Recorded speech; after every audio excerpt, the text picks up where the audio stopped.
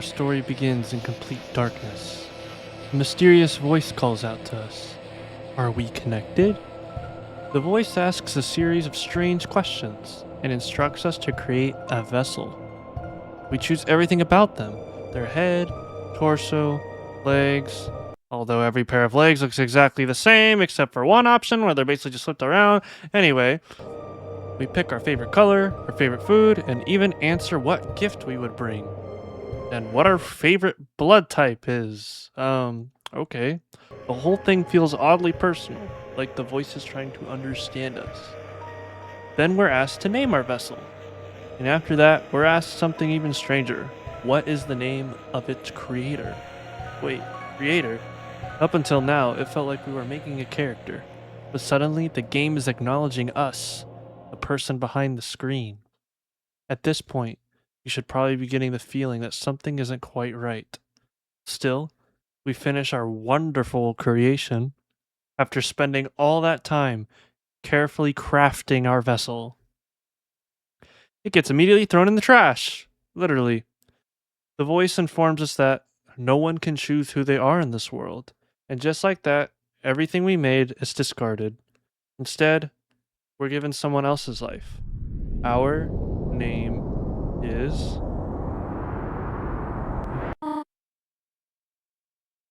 We wake up to Toriel informing us that we're already late for school. Before heading out, we're free to explore Chris's room and house, learning a little bit about their life. Toriel also mentions someone named Azriel, Chris's older brother, who's currently away at university. Apparently everyone's pretty excited for him to come home. After leaving the house, we find ourselves in a place called Hometown. If you played Undertale, you immediately start recognizing familiar faces everywhere, and a whole bunch of characters. But it's important to point out that Deltarune isn't a sequel or a prequel to Undertale. It's more like a completely separate story taking place in an alternate universe. Which is fitting considering if you rearrange all the letters in Undertale, you get Deltarune. Very clever, Toby Fox. Eventually, we arrive at school, where we find out Alphys is our teacher. She announces that we'll be working on a group project and we need to find a partner. A girl named Noelle seems ready to invite us to her group, but before she can, Birdly swoops in with the most Birdly response imaginable. Actually, we're already in a group of two. That would be against the rules. Okay, first of all, Birdly, there's literally an odd number of students in the classroom if you count Timmy's partner, which wants to be an egg. So who am I exactly supposed to work with? Oh. Right.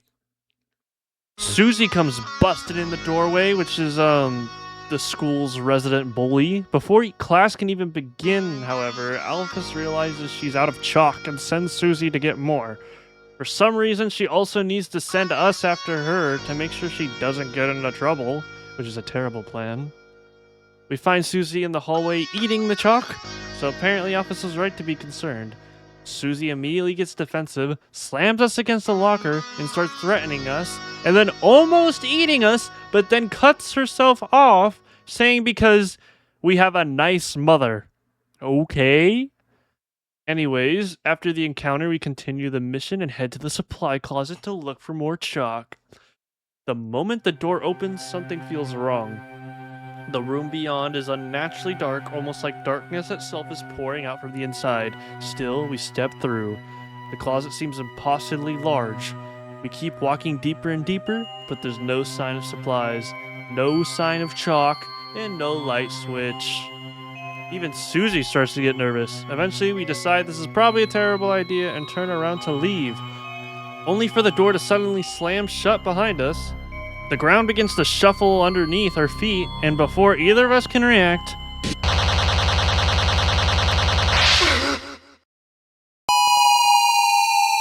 we fall down to darkness.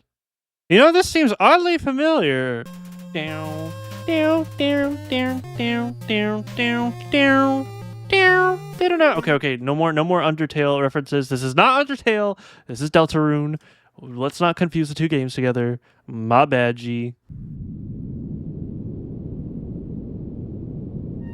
We wake up in a completely different world, it seems. something is definitely different. Chris's appearance has changed. Their skin is now more of a dark blue. Got some kind of like flowing cape thing going on. Anyway, after wandering around a bit, we reunite with Susie, who also received a dramatic makeover. Gone with the old schooly bully aesthetic, now she's rocking those armor chains. Looks like she walked straight out of a Saturday morning cartoon villain squad. Hell yeah. Neither of us have any idea where we are, but we don't get much time to think about it. Almost immediately, we're ambushed by strange enemies. Rather than standing our ground, we do the smart thing. We run, and we keep running. After narrowly escaping, we eventually arrive at what appears to be an abandoned town. The streets are empty, buildings are deserted. The whole place feels like it was behind long ago. As we explore, a mysterious hooded figure appears before us. The stranger introduces themselves and asks us to listen to their tale. Now, in literally any other game, this would be the point where I start smashing that skip button. But this is Deltarune. This is lore. Important lore. So everybody gather up around the campfire because it's story time. Once upon a time, a legend was whispered among shadows. It was a legend of hope. It was a legend of dreams. It was a legend of light. It was a legend of dark. This is the legend of Deltarune. For millennia, light and dark have lived in balance, bringing peace to the world. But if this harmony were to shatter, a terrible calamity would occur. The sky will run black with terror, and the land will crack with fear. Then, her heart pounding, the earth will draw her final breath. Only then, shining with hope, 3 heroes appear at World's Edge. A human, a monster, and a prince from the dark. Only they can seal the fountains and banish the angels' heaven. Only then will balance be restored and the world saved from destruction. Today, the Fountain of Darkness, the geyser that gives this land form, stands tall at the center of the kingdom. But recently, another fountain has appeared on the horizon. And with it, the balance of light and dark begins to shift.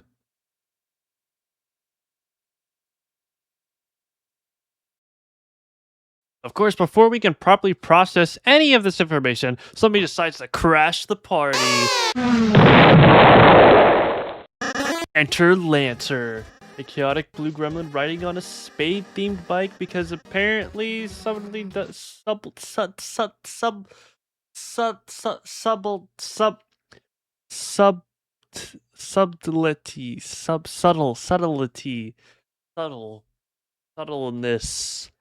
That word doesn't exist in the dark world. We find out Lancer is the son of the king, which the king seems to be responsible in serving the Dark Fountain and defending it, blah blah blah. We do the battle. Oh my gosh, we stop him. He goes away. As Rousey explains more about the prophecy, the pieces begin to fall into place. Chris, Susie, and Rousey appear to be the 3 heroes spoken in the legend: the human, the monster, and the Prince of Dark. The problem is Susie couldn't care less. While Rousey is talking about destiny, balance, and saving the world, Susie's main concern is getting back home as quickly as possible. She abandons the group and heads off on her own, leaving Chris and Rousey behind, which honestly is a pretty reasonable response to being told you're part of an ancient prophecy 5 minutes after falling through a supply closet. Still, somebody has to do something, so Chris and Rosie decide to continue forward, and with that, the main objective of Deltarune is established. Our mission is to seal dark fountains before the balance between light and dark is destroyed. But there's also a mystery lurking in the background. Someone created these new fountains, someone is causing all this, and eventually we're gonna find out who. But that's a problem for later. For now, we've got a kingdom to explore, enemies to befriend, and an adventure to begin. So grab your healing items that you're going to use probably none of the time because this game isn't that hard except for special someone. Anyway, the adventure has officially begun. Alright, so we go through the field of hopes and dreams, battle some enemies. We actually do end up finding Susie again, which we kind of need her to work together on a puzzle, and we finally convince her to join our team. This is a 3-person quest, and we find a checker piece. But on our travels, we finally find a shop so we can get some cool items, and we meet Sham. Yep, we can get items from him, and he actually mentions something. We can talk to him. And this is our first mention in red text, so it must be important. Recently, a strange knight appeared. Well, you don't need to know that. I think we do. Anyway, we continue our adventure. Susie actually abandons us again to join the bad guys. Ooh, so now Susie's with Lancer, and we do some more adventuring. You know what? Yeah, let's create a machine to thrash our own ass. Hell yeah. All right, let's craft, build. Choose this piece, that piece. You know what? Yeah, let's just make it a full-on duck, because why not? And this time now, we're fighting Lancer and Susie. And you know, we gotta snap Susie out of it. Susie needs to return to our side. We gotta complete this quest. But you know what? Lancer this time actually decides to join our team. Wow, thanks, Lancer.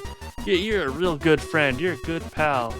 Anyways, as we're walking, getting closer and closer to the castle where his father will be waiting for us. He seems to be getting a little nervous because even though he's made all these great friends, he's probably scared his father's not going to approve, so he runs away, and then we run after him because, you know, we start really caring about him. You know, character development. And as we get closer to him, bam, we're pretty much dead. We end up in a prison cell, and Susie is going to take charge into trying to break us out. During that, they end up finding Lancer again, and Susie's kind of feels a little betrayed after they just became best bad guy buds, and now good guy buds. And since Lancer betrayed us, Susie's a little mad at that and starts fighting Lancer, but Lancer's even fighting back.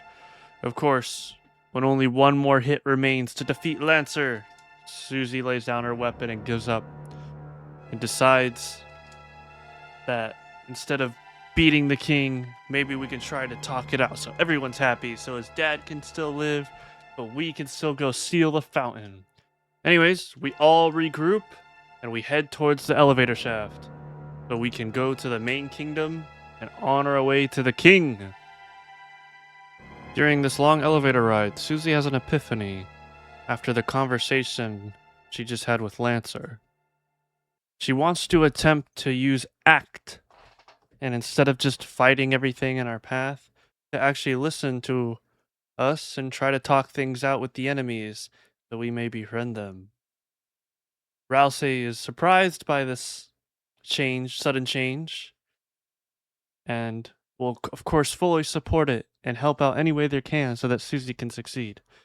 It's at this point Susie is now joined the party for real, and thus now we have the full team. But you sought out to find it. The Shadow Crystal in Chapter 1. You decide to take on the challenge, to prove yourself, to maybe change fate.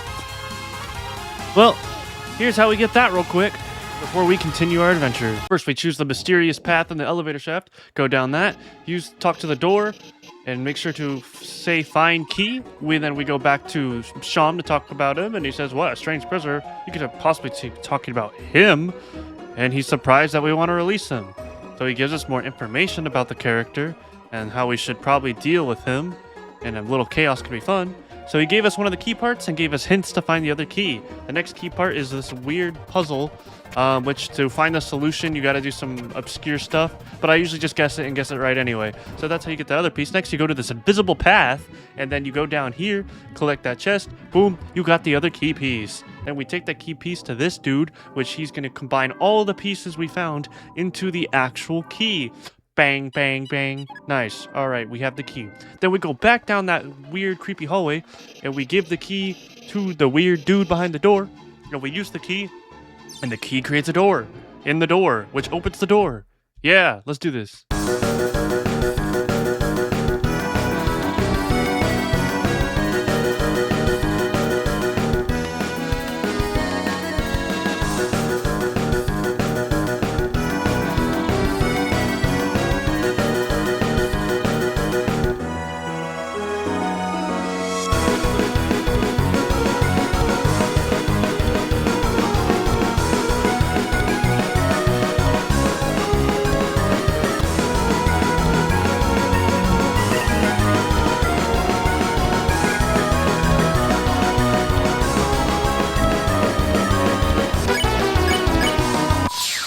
That wasn't so bad.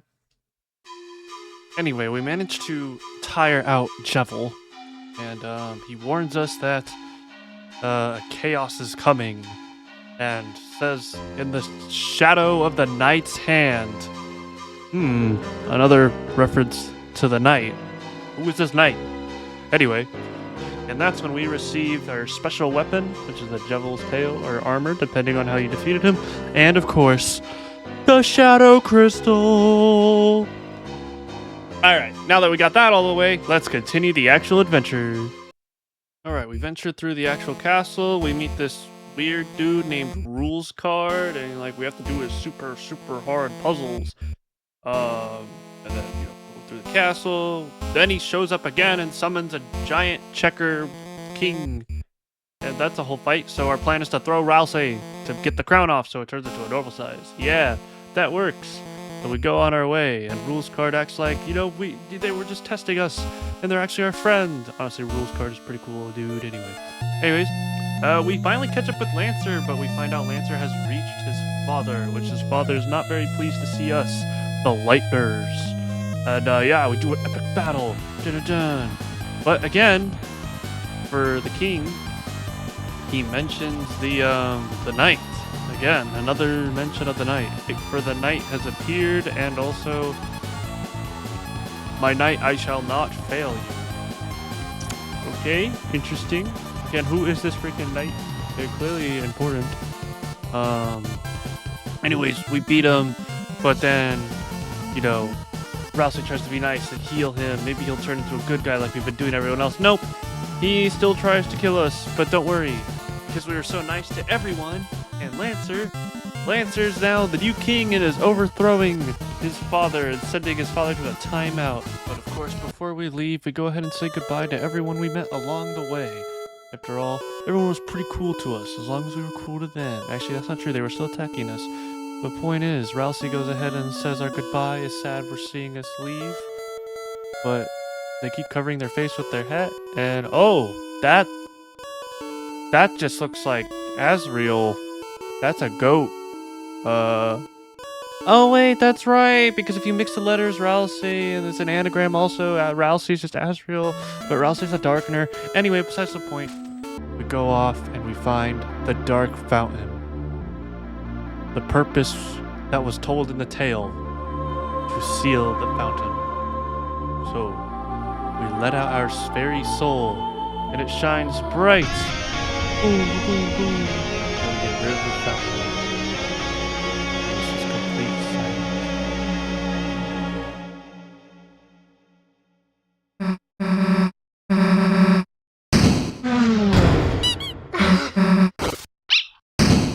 And we wake up, and we're in the unused classroom. And if we notice, the little mats, the checker pieces, Legos, the stuffed cat, all of these were things from the Dark World. But, of course, with Susie's character development. He wants us to come back tomorrow. We get a phone call from Toriel. Toriel's like, "Where have you been? It has been late." So we're gonna use this opportunity as we're on our way home to look at all of a bunch of characters and talk to them. Undyne's there. Oh look, there's Noelle and her father. Noelle's father doesn't seem to be doing pretty good. Noelle goes ahead and gives us a little hello. We go see Father Alvin in front of the church. Let's go down here. Oh, this is what is this? Oh, um, okay. Weird bunker in our hometown. Anyway, oh my God, it's Sans! And they even say if asks us, "Great to see you again." Yeah, it's real nice, isn't it? Especially considering I've never met you before with a winky face. That's a nice touch. Oh look, it's Alphys and a street hallway for some reason. Yeah, probably wondering where we were the whole school day. Oh look, and it's Burger Boy mentioning Azzy when he's gonna come home. We do miss our brother. And this is the cafe that apparently we come with our family every Sunday, but we stopped coming together because of a situation. Speaking of which, oh my God, it's Asgore, which is our father apparently. And we kind of learn that Toriel and Asgore are currently like split apart right now. So Asgore kind of lives in his flower shop, and we live with our mom Toriel at the house still. That's that's kind of sad, but it's always great to receive a hug from the guy. Anyways, we have one little chat with Noelle. Noelle keeps asking a bunch of questions of what we did with Susie because Noelle kind of pretty much has a bit of a crush on Susie, so wants to get anything we can out of them. Anyways, we return home. Toriel welcomes us home, is a little upset, but it's because we were with a friend. Toriel doesn't ground us as much. Anyway, we return in our room and go to bed and, get all tucked in. And if we go to bed, chapter of our adventure will end. Would it have it any other way? Let's go to sleep.